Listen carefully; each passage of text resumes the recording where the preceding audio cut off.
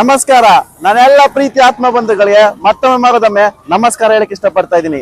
ಇವತ್ತು ನಾವು ಹೋಗ್ತಿರುವಂತ ಜಾಗ ಯಾವ್ದಾದಂತಾರೆ ಅಂದ್ರೆ ಶ್ರೀ ರಾಮದೇವರ ಬೆಟ್ಟ. ಶ್ರೀ ರಾಮದೇವರ ಬೆಟ್ಟದ ಮುಖ್ಯ ದ್ವಾರದ ಬಳಿ ನಾವು ನಿಂತಿದ್ದೀವಿ. ನೀವು ನೋಡ್ತಿರ್ಬೋದು, ಮೇಲ್ಗಡೆ ಒಂದು ಬೃಹತ್ ಆದಂತ ಆಂಜನೇಯ ಸ್ವಾಮಿ ಆದಂತ ಒಂದು ಸ್ಟ್ಯಾಚ್ಯೂ, ಒಂದು ವಿಗ್ರಹನ ನೀವು ನೋಡಕ್ ಸಿಗುತ್ತೆ. ಇಲ್ಲಿ ಒಂದು ಅದ್ಭುತವಾದಂತ ಆಂಜನೇಯ ಪ್ರತಿಮೆ ಇದೆ ಅಂತ ಹೇಳಕ್ ಇಷ್ಟಪಡ್ಬೋದು. ಇಲ್ಲುವಂತ ಒಂದು ಹನುಮಂತನ ದೇವಸ್ಥಾನ ಇದೆ. ಈ ದೇವಸ್ಥಾನ ನಾನು ದರ್ಶನ ಮಾಡ್ಕೊಂಡು ಮುಂದೆ ನಮ್ಮ ಜರ್ನಿನ ಪ್ರಾರಂಭ ಮಾಡೋಣ. ಬನ್ನಿ ಫ್ರೆಂಡ್ಸ್. ಇದು ಎಲ್ಲಿದೆ ಅಂತಂದ್ರೆ ಬೆಂಗಳೂರಿನಿಂದ ಮತ್ತೆ ಮೈಸೂರು ಹೆದ್ದಾರಿಯ ಜಾಗದಲ್ಲಿ ಈ ವಿಗ್ರಹ ನೋಡಕ್ ಸಿಗುತ್ತೆ. ಇದೇ ರಾಮದೇವರ ಬೆಟ್ಟಕ್ಕೆ ಹೋಗುವಂತ ಮುಖ್ಯ ದ್ವಾರ ಅಂತ ಹೇಳಕ್ ಇಷ್ಟಪಡ್ತೀವಿ. ಬನ್ನಿ ಫ್ರೆಂಡ್ಸ್, ಇಲ್ಲಿರುವಂತ ಆಂಜನೇಯ ಸ್ವಾಮಿ ದೇವಸ್ಥಾನ ನಾವು ದರ್ಶನ ಮಾಡ್ಕೊ ಬರೋಣ. ಹಾಗೆ ನೀವು ಇದೇ ಮೊದಲ ಬಾರಿ ನಮ್ಮ ಚಾನಲ್ನ ನೋಡ್ತಾ ಇದ್ರೆ ಪ್ಲೀಸ್ ಲೈಕ್ ಅಂಡ್ ಸಬ್ಸ್ಕ್ರೈಬ್ ಮಾಡ್ಕೊಳ್ಳೋಣ. ಹಾಗೆ ಪಕ್ಕದಲ್ಲಿಂದ ಬೆಲ್ ಬಟನ್ನ ಪ್ರೆಸ್ ಮಾಡಿ.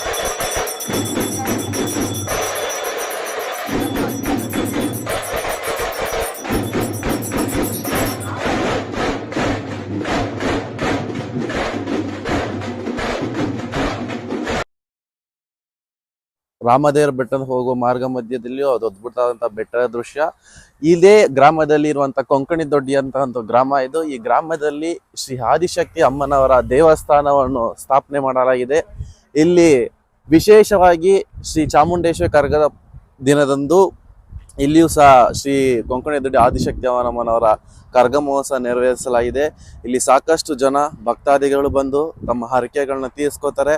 ಮತ್ತೆ ಸಕಲ ಇಷ್ಟಾರ್ಥಗಳನ್ನು ಈ ದೇವಿ ಈಡೇರಿಸ್ತಾಳೆ ಅನ್ನೋ ಈ ನಂಬಿಕೆ ಇದೆ. ಬನ್ನಿ ಫ್ರೆಂಡ್ಸ್, ಈ ದೇವಸ್ಥಾನ ಸಹ ನಾವು ದರ್ಶನ ಮಾಡಿಕೊಂಡು ಮಾರ್ಗ ಮಧ್ಯದಲ್ಲಿ ಮುಂದಿನ ನಮ್ಮ ಜರ್ನಿಯನ್ನ ಪ್ರಾರಂಭ ಮಾಡೋಣ.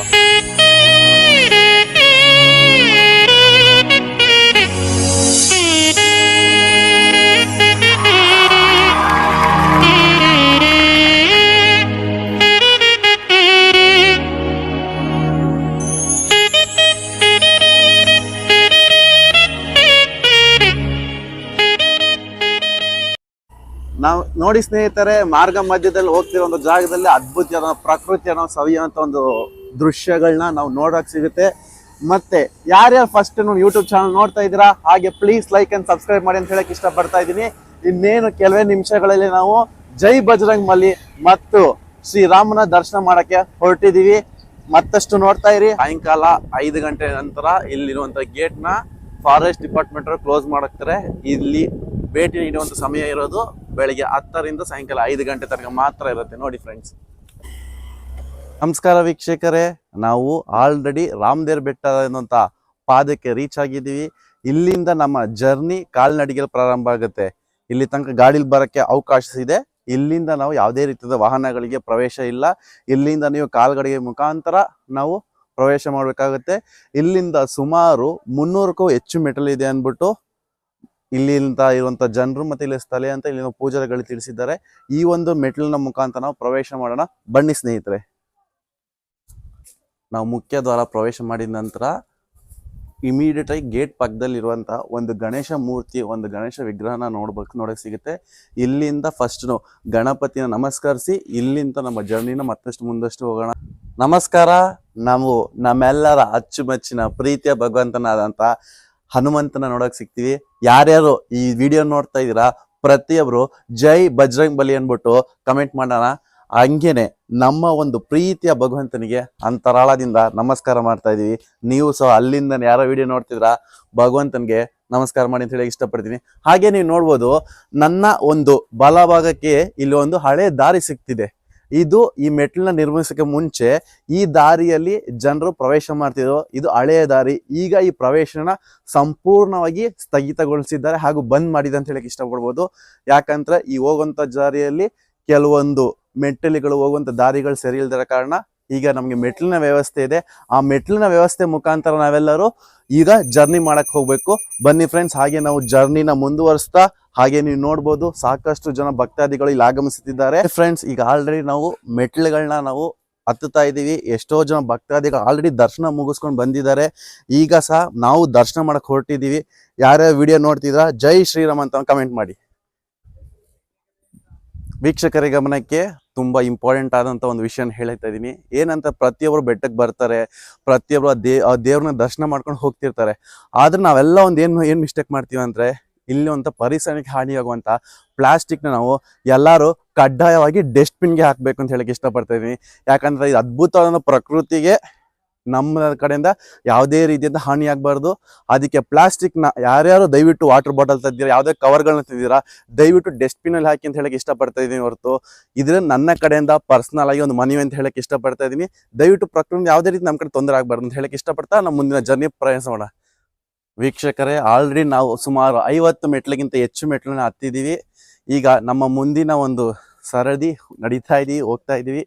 ಸುಮಾರು ಜನ ಆಲ್ರೆಡಿ ದರ್ಶನ ಮುಗಿಸ್ಕೊಂಡು ಬರ್ತಾ ಇದ್ದಾರೆ, ನೀವು ಇಲ್ಲಿ ಗಮನಿಸ್ಬೋದು.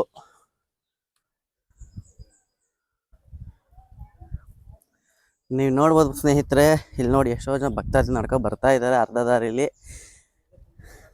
ವೀಕ್ಷಕರೇ, ಆಲ್ರೆಡಿ ನಾವು ಸುಮಾರು 150ಕ್ಕೂ ಹೆಚ್ಚು ಶ್ರೀ ರಾಮದೇವ್ರ ಮೆಟ್ಲನ್ನ ಹತ್ತಿದ್ದೀವಿ, ರಾಮದೇವ್ರ ಬೆಟ್ಟದ ಮೆಟ್ಲನ್ನ ಹತ್ತಿದ್ದೀವಿ.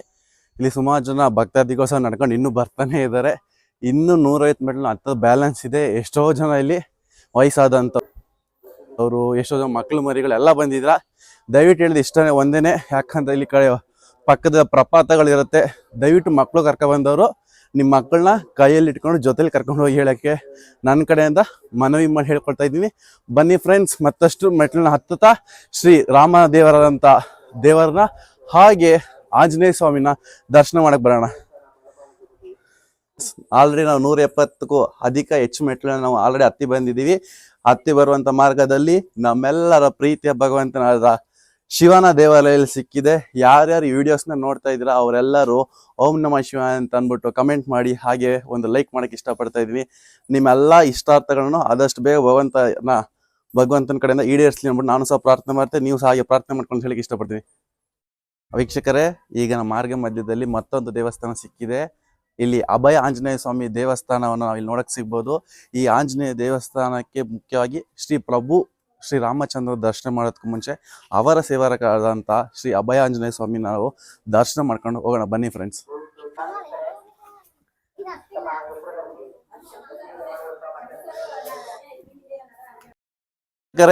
ಅಂತೂ ಇಂತೂ ನಾವು ಸಂಪೂರ್ಣವಾಗಿ 300 ಮೆಟ್ಲುಗಳನ್ನ ನಾವು ಹತ್ತಿ ಇನ್ನೇನು ಭಗವಂತನ ದರ್ಶನ ಮಾಡಕ್ ಬಂದಿದ್ದೀವಿ. ಇನ್ನೇನು ಕೇವಲ 10 ಮೆಟ್ಲುಗಳು ಮಾತ್ರ ಬಾಕಿ ಇದೆ ಶ್ರೀ ರಾಮದೇವರಂತ ಬೆಟ್ಟ ನಾವು ಪ್ರವೇಶ ಮಾಡಲು. ಹಾಗೂ ಸುಮಾರು ವಿಚಾರಗಳನ್ನ ತಿಳ್ಕೊಳ್ಳೋಣ, ಸುಮಾರು ಜನ ವ್ಯಕ್ತಿಗಳನ್ನ ಪರಿಚಯ ಮಾಡ್ಕೊಳ್ತಾ ಇಲ್ಲಿ ದೇವಸ್ಥಾನಗಳನ್ನ ನಾವು ನೋಡ್ತೋಗೋಣ. ಬನ್ನಿ ಫ್ರೆಂಡ್ಸ್. ಸ್ನೇಹಿತರೆ, ಅಂತೂ ನಾವು ಆಲ್ರೆಡಿ ಭಗವಂತನ ದೇವಾಲಯಕ್ಕೆ ತಲುಪಿದ್ದೀವಿ. ಶ್ರೀ ರಾಮ ದೇವರ ಪಟ್ಟಾಭಿ ರಾಮನ ನಾವು ದರ್ಶನ ಮಾಡಕ್ ಹೋಗೋಣ, ಹಾಗೆ ಇದರಲ್ಲಿರುವಂಥ ಇತಿಹಾಸಗಳನ್ನ ತಿಳ್ಕೊಳ್ತಾ ಬರೋಣ. ಬನ್ನಿ ಫ್ರೆಂಡ್ಸ್.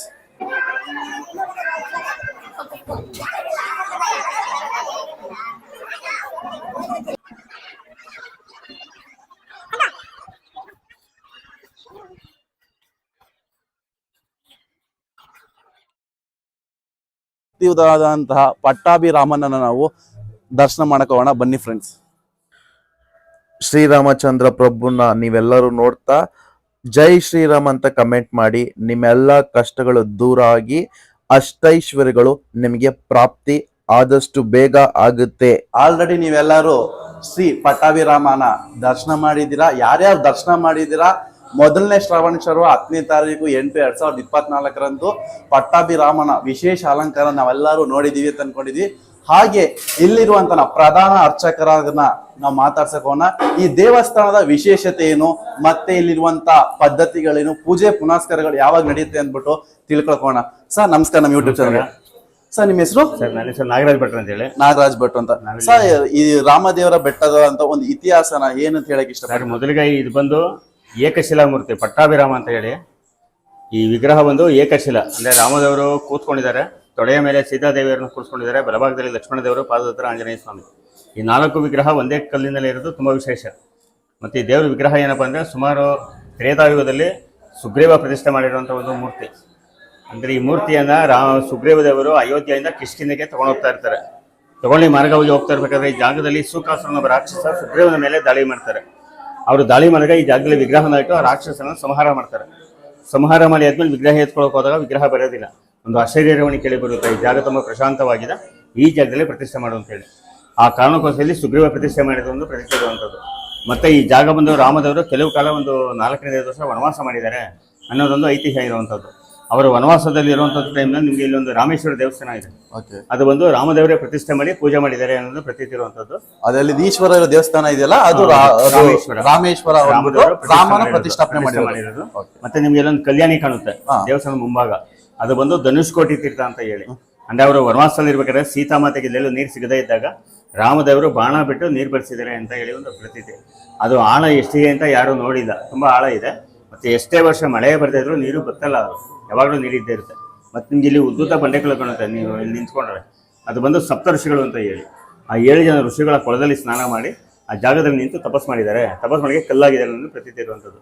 ಮತ್ತೆ ಇಲ್ಲಿ ವಿಶೇಷ ಏನಂದ್ರೆ ಶ್ರಾವಣ ಮಾಸದಲ್ಲಿ ಜಾತ್ರೆ ಇವತ್ತು ಮೊದಲನೇ ವಾರ ಇರೋದ್ರಿಂದ ಸ್ವಾಮಿಗೆ ವಿಶೇಷವಾದ ಒಂದು ಬೆಳಗ್ಗೆಯಿಂದ ಒಂದು ಪಂಚಾಮೃತ ಅಭಿಷೇಕ, ಹೂವಿನ ಅಲಂಕಾರ, ಪ್ರಸಾದ ಸೇವೆ ಎಲ್ಲ ನಡ್ಕೊಂಡು ಬರ್ತಾ ಇದೆ. ಇನ್ನು 3 ವಾರ ಇರೋದ್ರಿಂದ ಸ್ವಾಮಿ ಇನ್ನೂ ಯಥೇಚ್ಛವಾಗಿ ಭಕ್ತಾದಿಗಳು ಬರುವಂತ ಒಂದು ನಿರೀಕ್ಷೆ ಇದೆ. ಇಲ್ಲಿ ಶ್ರಾವಣ ಮಾಸದಲ್ಲಿ ಮಾತ್ರ ದೇವಸ್ಥಾನ ಓಪನ್ ಇರುತ್ತೆ, ಇಲ್ಲ ವರ್ಷ ಫುಲ್ ಓಪನ್ ಇರುತ್ತೆ. ಪ್ರತಿದಿನ ಬೆಳಿಗ್ಗೆ 10 ರಿಂದ ಮಧ್ಯಾಹ್ನ 3 ಗಂಟೆವರೆಗೂ ಓಪನ್ ಇರುತ್ತೆ. ಶನಿವಾರ ಭಾನುವಾರ ವಿಶೇಷ ದಿನದಲ್ಲಿ ಬೆಳಿಗ್ಗೆ 9 ರಿಂದ 5 ಗಂಟೆವರೆಗೂ ಓಪನ್ ಇರುತ್ತೆ. ಮತ್ತೆ ಪ್ರತಿ ಶನಿವಾರ ಭಾನುವಾರ ಪ್ರಸಾದ ಸೇವೆ ನಡೆಯುತ್ತೆ. ಓಕೆ, ಅನ್ನ ಸಂತರ್ಪಣೆ ಸೇವೆ ಎಲ್ಲ ನಡೆಯುತ್ತೆ. ಮತ್ತೆ ರಾಮನವಮಿನಲ್ಲಿ ವಿಶೇಷ ಪೂಜೆ ಇರುತ್ತೆ. ಓಕೆ, ಧನ್ಯವಾದಗಳು ಸ್ವಾಮಿ. ನಮಸ್ತೆ.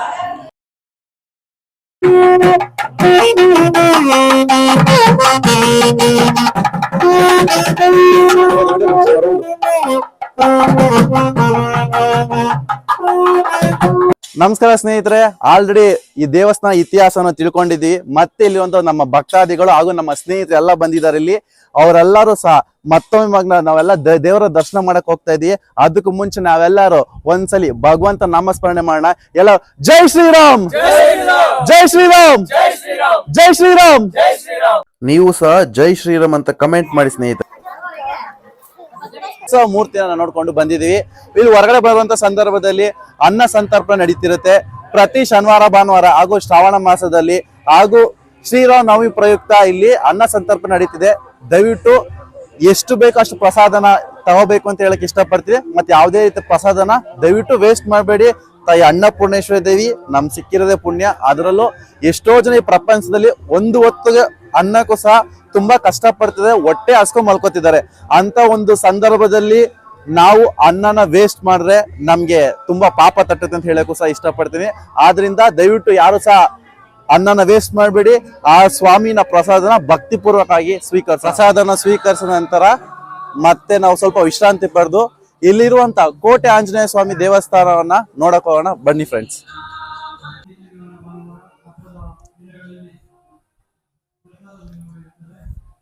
ನೋಡಿ ಫ್ರೆಂಡ್ಸ್, ಆಲ್ರೆಡಿ ಕಾಲಿನ ದಾರಿಗಳ ಮೇಲೆ ಬಂದಿದ್ದೀವಿ. ಇಲ್ಲಿ ನಡೆಯುವಂತ ದಾರಿಗಳು ತುಂಬಾ ಸ್ವಲ್ಪ ದಾರಿಗಳು ಸರಿಯಿಲ್ಲ ಅಂತ ಹೇಳ್ಬೋದು. ಈ ದಾರಿ ನಡಿಬೇಕಾದ್ರೆ ನೀವು ನಿಧಾನಕ್ಕೆ ನಡಿಬೇಕು. ಮತ್ತೆ ಇಲ್ಲಿ ಮಳೆ ಬಂದಿರೋದ್ರಿಂದ ಈ ದಾರಿ ಕಾಲ್ ದಾರಿ ಜಾರ್ತರಿಂದ ನಿಧಾನಕ್ಕೆ ನಡಿಬೇಕು ಫ್ರೆಂಡ್ಸ್.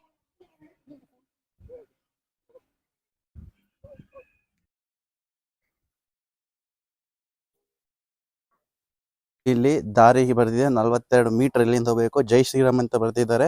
ನೀವು ಸಹ ಎಲ್ಲರೂ ಜೈ ಶ್ರೀರಾಮ್ ಅಂತ ಅನ್ನಿ. ನಮಸ್ಕಾರ ವೀಕ್ಷಕರೇ, ಕೊನೆಗೂ ನಾವು ಕೋಟೆ ಆಂಜನೇಯ ಸ್ವಾಮಿ ಇರುವಂತ ಜಾಗಕ್ಕೆ ತಲುಪಿದೀವಿ.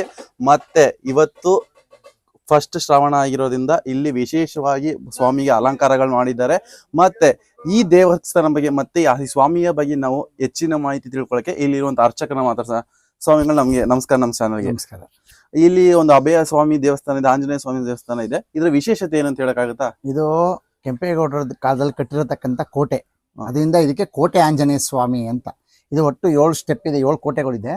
ಇದು 3ನೇದು. ಇದು ಕೋಟೆ ಆಂಜನೇಯ ಸ್ವಾಮಿ. ಇದು ವಿಗ್ರಹ ಬಂದು ಸಾವಿರಾರು ವರ್ಷಗಳ ಹಿಂದೆ ಋಷಿಮುನಿಗಳು ಪ್ರತಿಷ್ಠಾಪನೆ ಮಾಡ್ತಕ್ಕಂಥದ್ದು. ತದನಂತರ ಕೆಂಪೇಗೌಡರ ಕಾಲದಲ್ಲಿ ಇಲ್ಲಿ ದೇವಸ್ಥಾನ ಕಟ್ಟಿದ್ರು.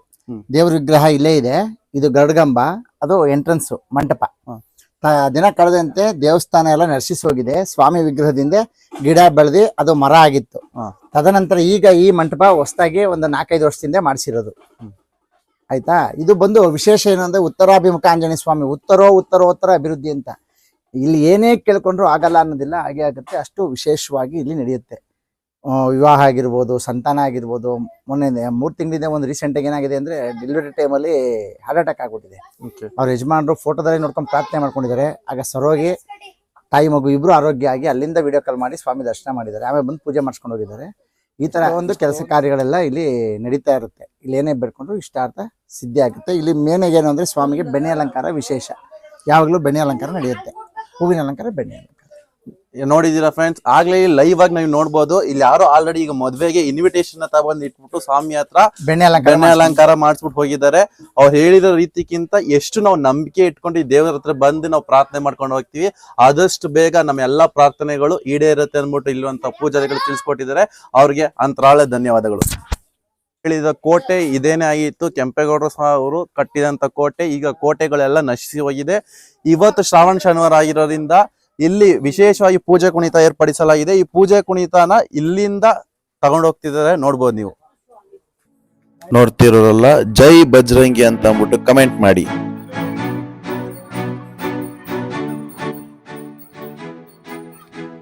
ವೀಕ್ಷಕರೇ, ನೀವು ನೋಡ್ಬೋದು ಅಲ್ಲಿ ಇಲ್ಲಿರುವಂತ ಪ್ರಧಾನ ಅರ್ಚಕರು ತಿಳಿಸಿದಂತ ಒಂದು ಕೊಳ, ಒಂದು ಕಲ್ಯಾಣಿ ಅಂತ ಹೇಳ್ಬೋದು. ಈ ಕಲ್ಯಾಣಿಗೆ 2 ರೀತಿ ಹೆಸರು ಹೇಳ್ತಾರೆ. ಒಂದು ರಾಮತೀರ್ಥ ಅಂತನೂ ಸಹ ಹೆಸರು ಹೇಳ್ತಾರೆ, ಇನ್ನೊಂದು ಧನುಷ್ ಕೋಟಿ ಅಂತನೂ ಸಹ ಹೇಳ್ತಾರೆ.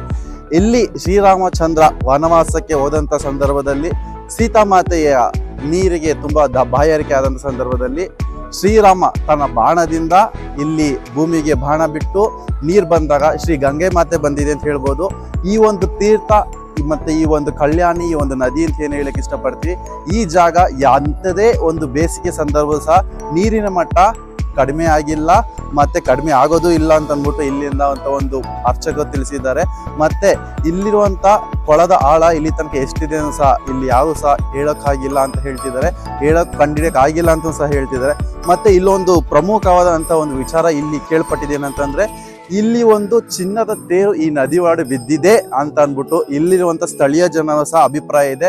ಈ ಸ್ಥಳೀಯ ಜನರು ಇಲ್ಲಿರುವಂತಹ ಚಿನ್ನದ ತೇರನ್ನು ತೆಗಿಬೇಕು ಅನ್ನೋ ಪ್ರಯತ್ನ ಮಾಡಿದ ಸಂದರ್ಭದಲ್ಲಿ ಚಿನ್ನದ ತೇರು ಒಳಗಡೆ ಬರಕ್ಕಾಗಿಲ್ಲ, ಮತ್ತೆ ಈ ಚಿನ್ನದ ತೇರನ್ನು ಸಹ ಒಳಗಡೆ ತೆಗಿಯಕ್ಕಾಗಿಲ್ಲ ಅಂದ್ಬಿಟ್ಟು ಇಲ್ಲಿಂದ ಜನರ ಒಂದು ಪ್ರತೀತಿ ಮತ್ತೆ ಇಲ್ಲಿರುವಂತ ಜನರ ಒಂದು ಮಾಹಿತಿ ಆಗಿದೆ ಸ್ನೇಹಿತರೆ.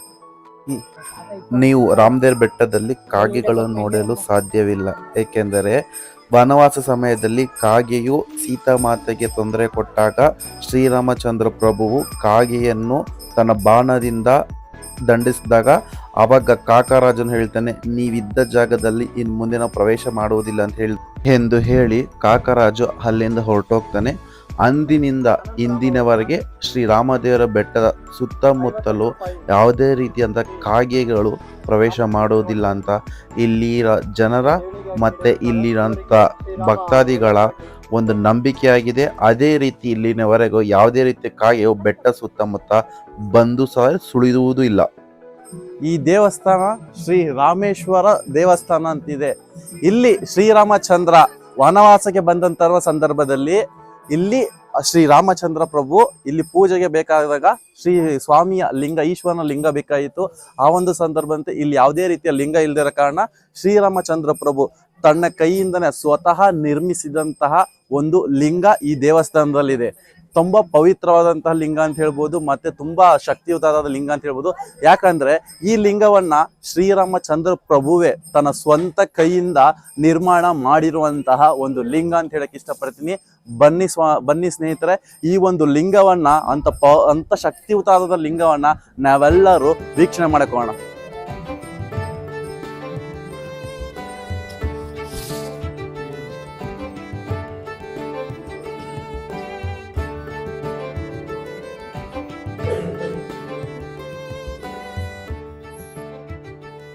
ವೀಕ್ಷಕರೇ, ಇಲ್ಲಿರಂತ ಪ್ರಧಾನ ಅರ್ಚಕರು ತಿಳಿಸಿದಂತ ಒಂದು ಜಾಗ ಯಾವ್ದಾಗಿದೆ ಅಂದ್ರೆ ಇದೆ.